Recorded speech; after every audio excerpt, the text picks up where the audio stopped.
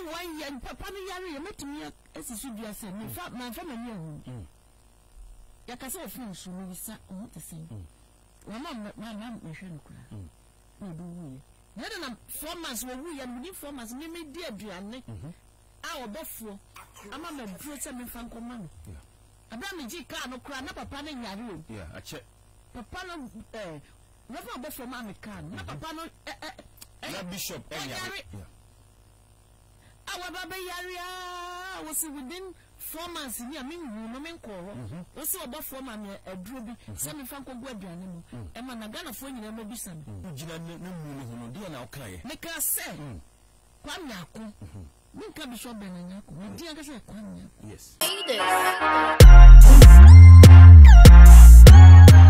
Ya bibi aba etwam. No do I funo. To ya kakra no we. But e be gina na so pa o. Me ko di bi ye me. Se bibi etwam. Bibi ye wo. Ai, ya me no tika mu ambusa asaba se Romeo. Ubisa asemfo a me yi asemfo. Oh, bara ma fo papa. Adena umisa GSM. Okay.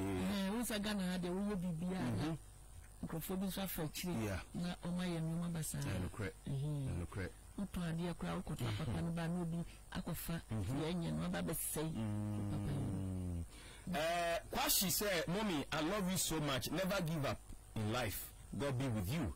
Me pa chofa odi abra ni wi this sia bi a person obusa ma Chris di person o kache di bia no wo de ba ye be kan nti uja ye no di ebiem mesi we ni so the next innovation ade ba ye den oh me gan some phone me ye me twa kakaka de gu me YouTube so ene ye den so why you station kran betan so kan say me ye audition me kai so we kai me kai but so 1 year correct last time I buy no yes yeah ntimi ye ndi me training wo no na me do wo no ye okay kakra me do wo twa kakra na me da to YouTube ni Facebook okay ni Instagram so nti ko kakra na no ala so nyame ayadon ebi no maba pa okay maba ebi no Lydia beka no san sisu bi na je se obi episode ba adwuma ni mu a ekwan bada ho se obetumi anam nsam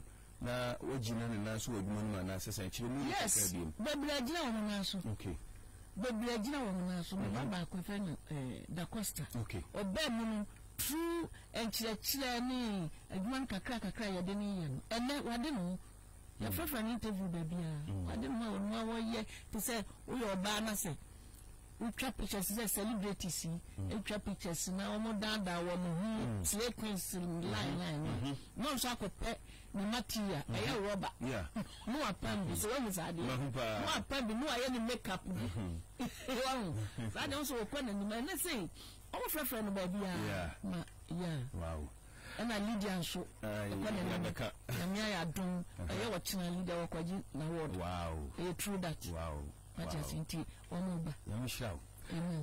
New Otumensa said, please ask her the relationship between her and Vivian Jill. I said, only the Mabako. And I'll be doing. Many do. And I said, Abdulaziz Rahim or say, nice one, mommy. Or said, good morning to you. This is David Osei of RUK Media, known as Lincoln Lewin. Please, you are doing a good job. Can you ask her? Will be clear. There's a case here saying Madame Christiana was in a serious relationship with the late Bernard Nyako. So I said, no person can say. Okay. Elim Emmanuel said, though, okay. What's that? Nyameba, I say, please ask her. I say, please ask her, was she dating Bishop? And seriously. I say, until when you are not, what I say, Uncle Biano, but only with to me, Yanua, Jenna will be free. Say the opposite who crowd by what would be some? I only have 7. Where's you say?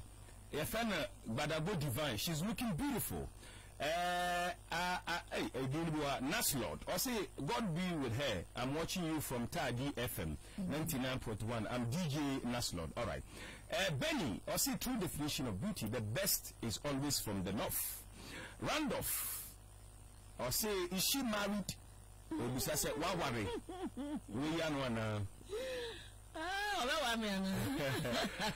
Randolph mommy Obusa so ba worry na. Obusa question.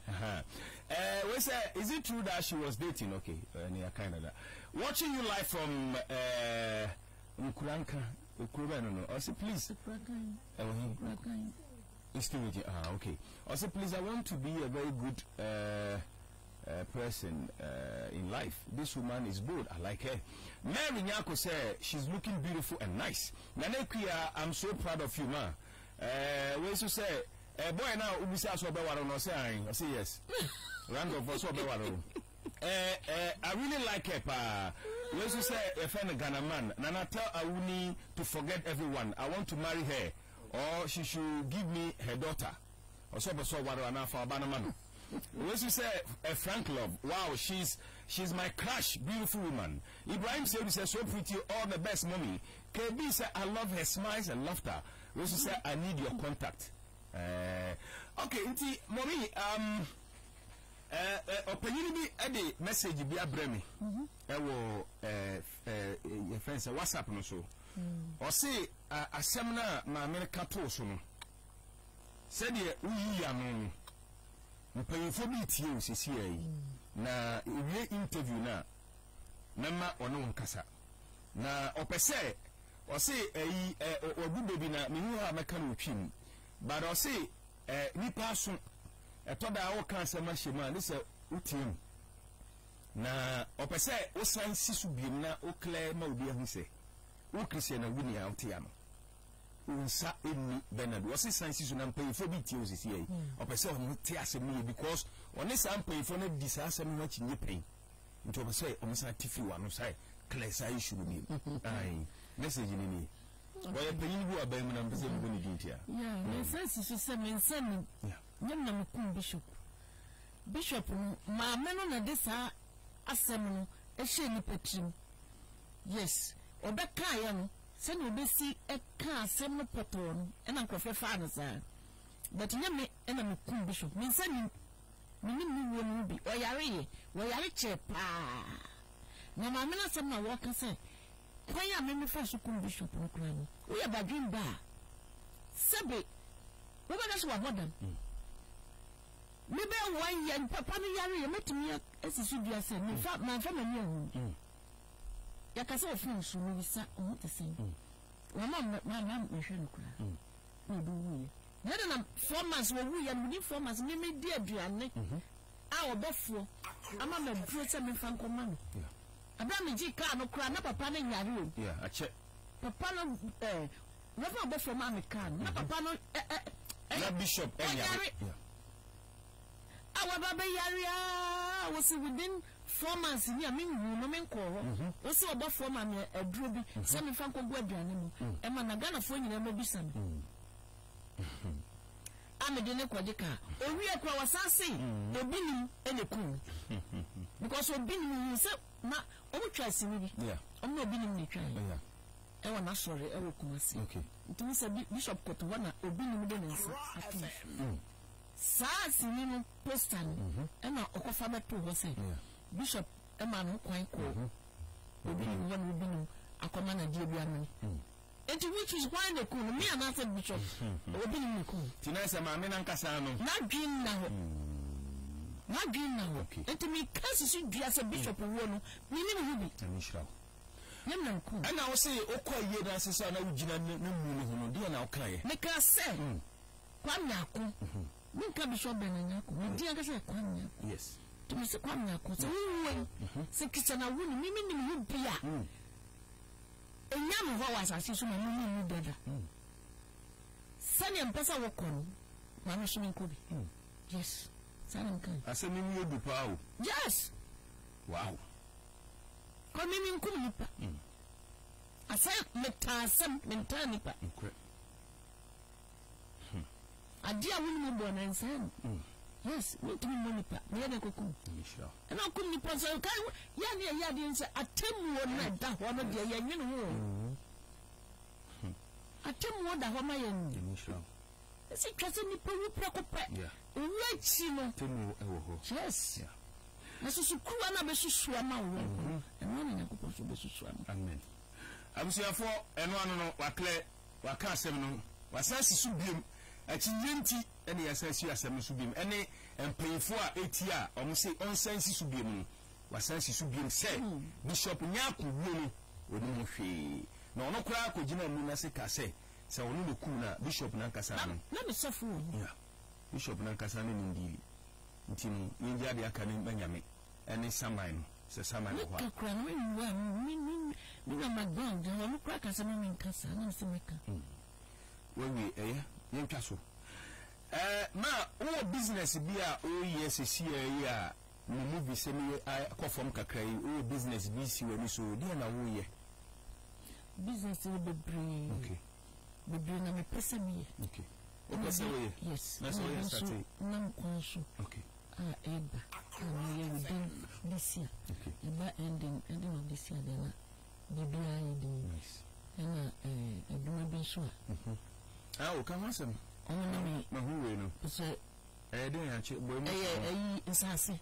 Okay. Nsase o si adan. Ye bibia nsase no wo Amasaman okay. Si to susu. Okay. Fesi dan. So bo we miskan preocupe so fa no bundi akota asase. Nto susu kakra. You know 1 year. By 1 year no pure. Wow. Na uda kwaje wasase kama. Onye pepe say bibia ma. Jeni me fa me ho. Na me de kan because once another corner.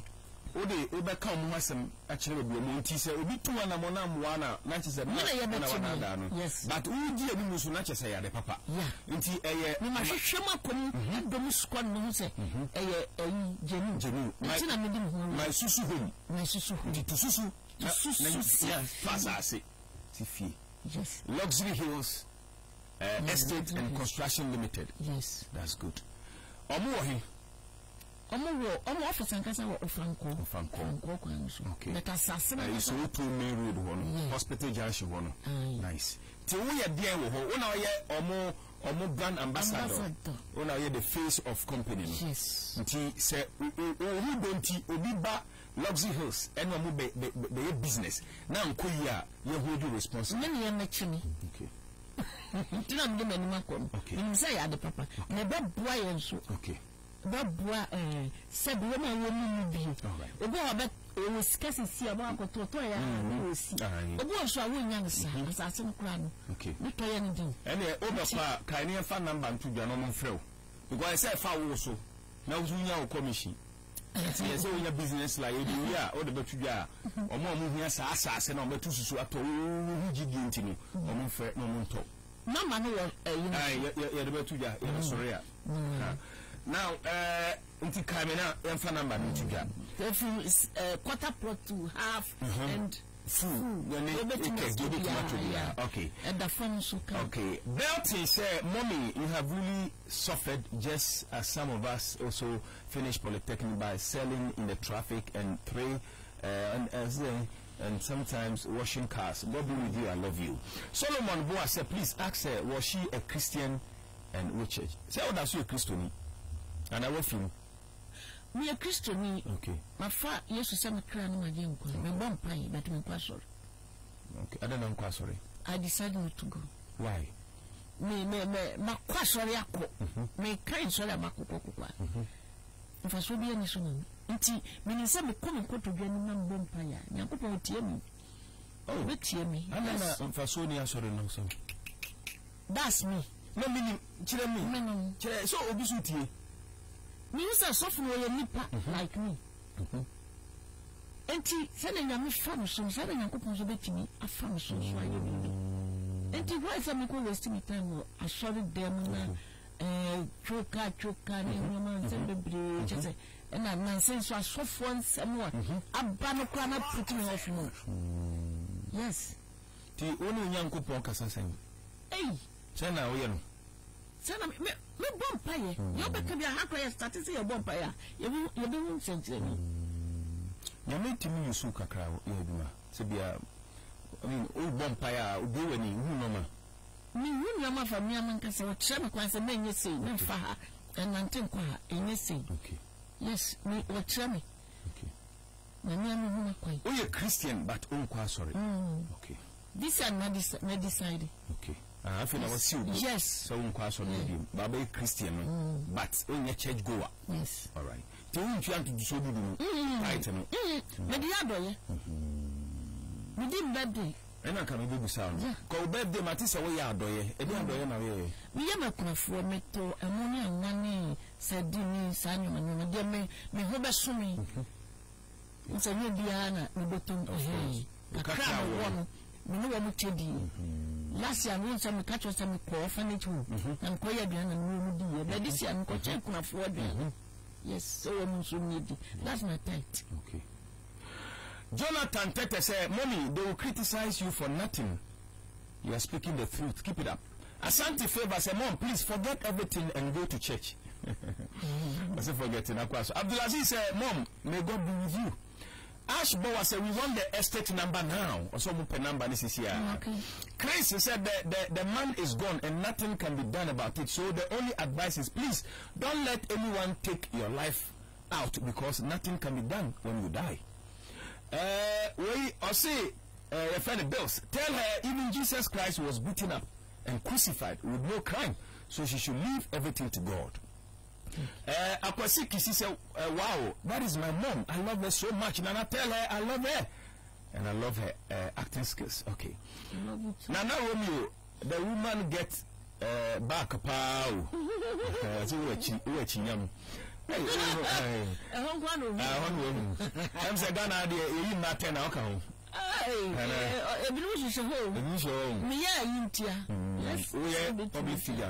Now, yes, now, said you already a cafro.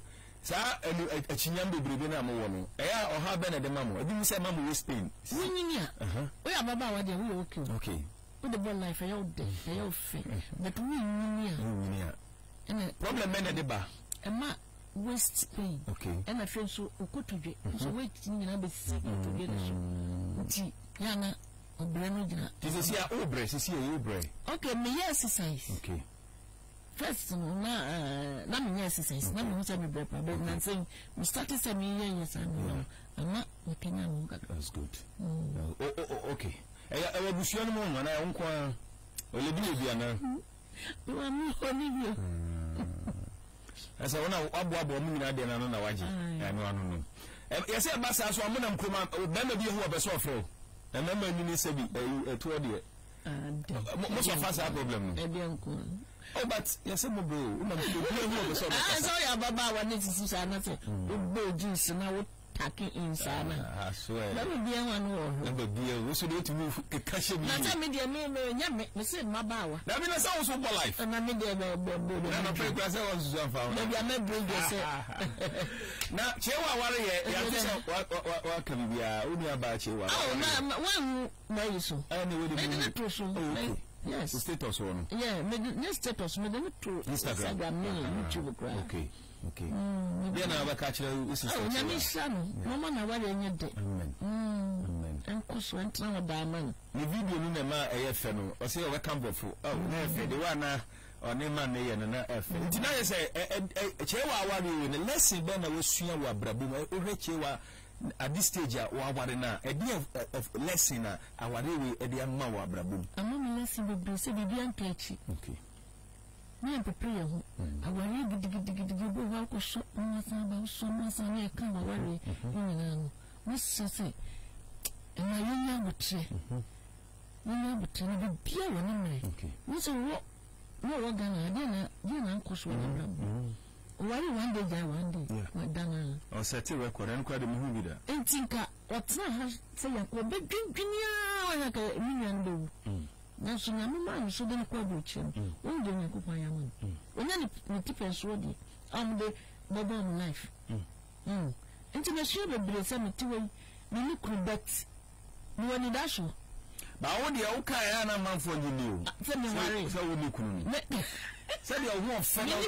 When I'm pana. I decide, okay, I'm performance. Somebody will move forward.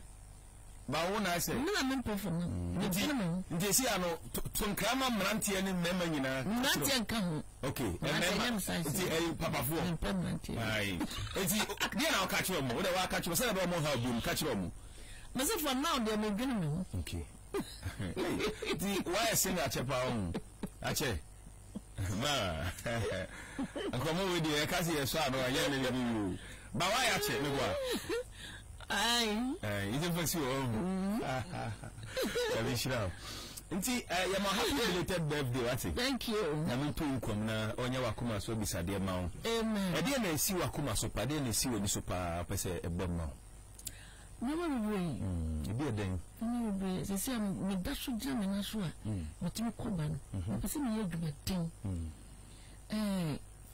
we twa no etwem na metimi se bibia nkachi se nkwa wo na ho de wo a metimi aye se tama me shanu na se me dream pempen so bi na wo senka me sida na se me wo company si bi ana me yi bi anu odin a mentimi anye no me so da so tinko ni di nyaminti metimi aye na no so wo pe ene betwa so so won kwandia wa dinina bi no akach betimi aye yamishra betimi aye amen number no amanfo request ya che eye onkrofo no number no Losville Hills for no amoso amanfo message ya ba nyina che se wuti ompese o tususu no to asase no nti yambo number no na susu no so you start with you o register 2.5 okay 2.5 no so daily a day bia no metua utua 2.5 no register ya do be kwa asase no so okay wo akohwe aye sure say okay eyam palangarden seminim yeah Oma mo hona na ye wo langard. Uji tumu na fedie. Why you? Ene we so mesro bobo dia na mo mo mra ni nya beto ha mo why? Baba. Ene a wo bebo mo na be free dia. Fedie why you? What a day 20 Ghana. Okay. No problem. Ene a wo ye free no, wo kwa ka chwo mo se. Ene a wo ye ni free ka chwo mo se mo mra ni. Baba. Ene metua na nya why? Baba. Yemfa number no mo mo nti. Just back bi. Number ni 0247 527782 0247 527782 mufra monkasa munya number no akra FM ha na omumra na ya advert no 0247 527782 ana 0261 916451 0261 916451 and one ma o last message ni yanko the last message is a me transmit that will be asi no me jamachi ni wo mo ka nsem ya ni nyina no o nyina ye nipa obia hu mfumso yes o mo nka ho a enkenye me nka se o maka asem asema yanti no me betu o magu o nyina kan anu nya adom obi na wa won kan wase okay da won se da won no wishi mi birthday we no so birthday ayam agini nsam ba bia ni wo bi da agini nsam chese man tiase yakwa be sim why obi a minni no obi a won minni no em so mbo minni bloggers why but we minimum mo apart from Zion and me you say free any run is everywhere one minimum personally yeah class am wajen ni amiku your boyfriend